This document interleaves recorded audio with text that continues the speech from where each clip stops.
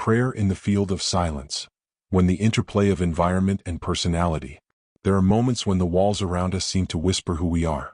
The rooms we inhabit, the people we surround ourselves with, the routines and familiar landscapes, they all carry an invisible weight, shaping and echoing back the patterns of personality that have been rehearsed over years. It is easy to believe that the environment dictates identity, that external conditions decide the story of life. But within the deeper silence of the quantum field, another truth emerges. Environment and personality are not separate forces, but dancers in a fluid exchange. The outer reflects the inner, and the inner shapes the outer, creating a continuous mirror where consciousness chooses how to gaze.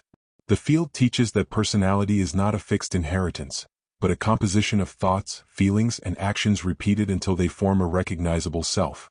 That self perceives the environment through filters of memory, expectation, and emotion, projecting meaning onto every interaction. The person who holds tightly to the memory of lack will see scarcity at every corner, while another who lives in gratitude may find the same environment abundant and generous. The environment becomes less an objective truth and more a stage upon which inner states are performed and affirmed. It is not that the world always molds us, but that the way we have been rehearsed within conditions shapes how the world appears. Yet environments hold power because they trigger memory. Every place, every person, every familiar situation carries a neural imprint. The body, trained by repetition, responds almost automatically. A voice that resembles an old critic awakens the same cascade of self-doubt, even if years have passed.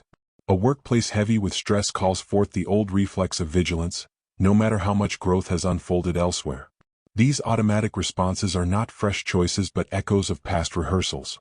The environment pushes buttons and the body, without awareness, plays the same song again.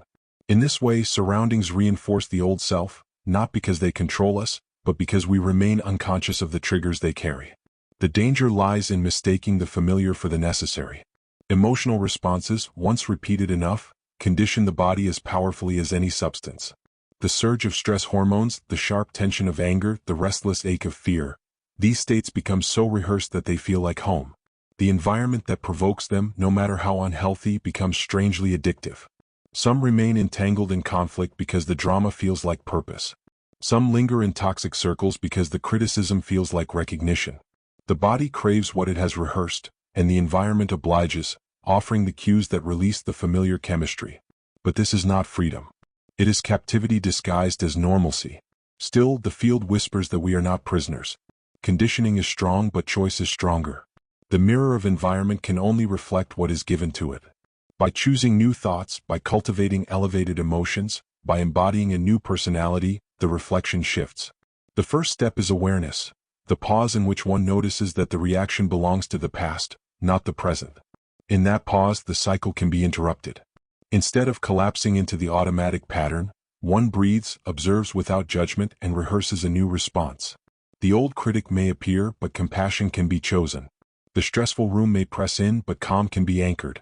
This is the moment when the creator emerges, rewriting the script instead of reciting the lines of yesterday.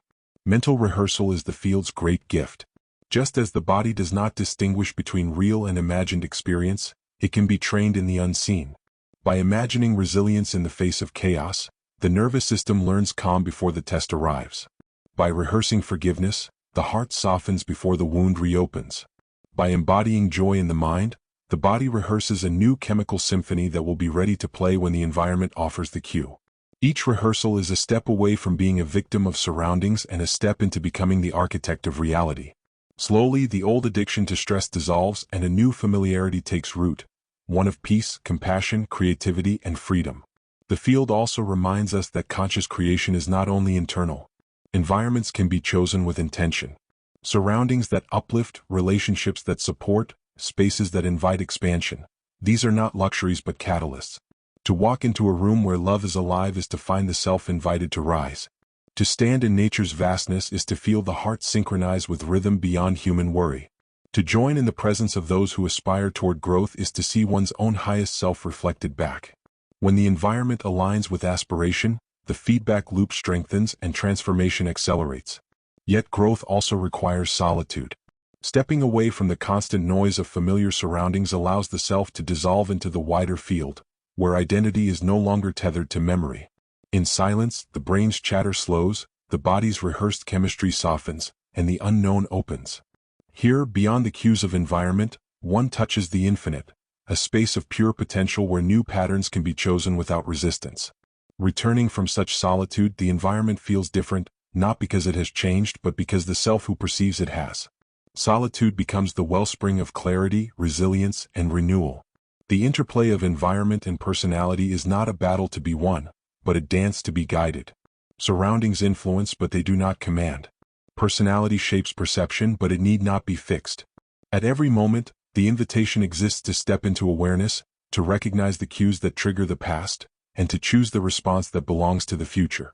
In this dance, the environment ceases to be a captor and becomes instead a canvas, ready to reflect the highest version of self one dares to embody. So in this field of silence, let the prayer rise. May awareness deepen so that no familiar trigger steals the freedom of choice. May the body be weaned from its old addiction to stress, taught instead to crave the chemistry of peace, joy, and love. May the mind rehearse daily the qualities of the future self, until those qualities become second nature. May the environment be chosen wisely, curated with care, not to shelter from growth but to nourish it.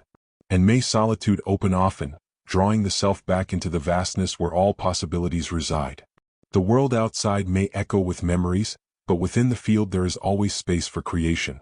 To live in this truth is to no longer be defined by environment but to define the environment through the vibration of one's being. So breathe deeply, pause often, rehearse with intention, and choose with presence.